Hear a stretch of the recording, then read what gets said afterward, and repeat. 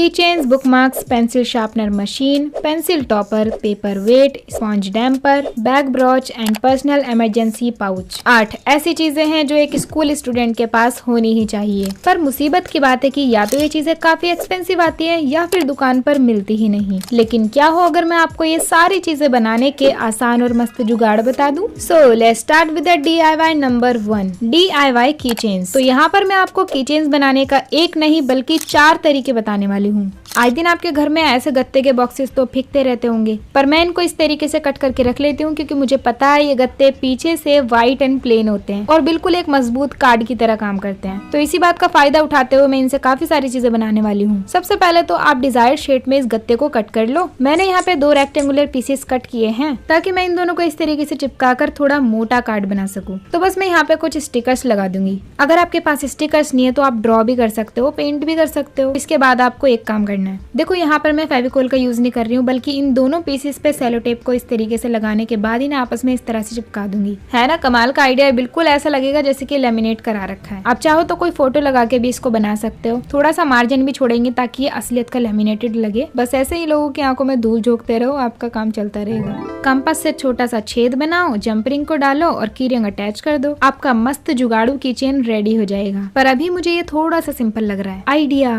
अब जो भी कलर्स हमारे की चेन में है ना, मैं उन कलर्स के बीट्स लूंगी और एक चेन बनाऊंगी। अगर आपके पास ऐसे बीट्स नहीं है ना तो आप ये क्ले से भी बना सकते हो। आपको तो पता है ये सुपर क्ले कितनी सस्ती आती है और ये मोतिया वगैरह इतने ज्यादा महंगे भी नहीं आते हैं। अब खुद देखो आपके पास क्या है और क्या नहीं, उस हिसाब से काम करो। मतलब ये सारी चीजें आपकी क्रिएटिविटी पर डिपेंड करती है। लास्ट में एक छोटा सा मोती लगा दूंगी ताकि ये सारे बीट्स इसमें अटक जाएं और वापस दोबारा से थ्रेड को दूसरी तरफ निकाल दूंगी। इसके एंड पर एक जंप रिंग भी बांध दी है। अब ये किचन में लगाने के लिए बिल्कुल रेडी है। और देखो गाइस ये कितना क्यूट लग रहा है ना, लग ही नहीं रहा कि मैंने बनाया है। So now let's move on to the kitchen बनाने का तरीका नंबर 2। आजकल ऐसे डायरी किचन्स तो बहुत कॉमन है, बट आई एम श्योर आपको इसे बनाने का सही तरीका पता ही नहीं होगा। पर कोई ना, मैं बताती हूँ ना। एक A4 साइज की शीट लेकर इसे 4 बार फोल्ड करके कट करोगे तो आपको मिलेंगे इतने सारे पीसेस। ये कोई नॉर्मल पेपर नहीं है, ये है हमारे ताश की गड्डी। चलो चलो बताओ कौन कौन खेलेगा मेरे साथ।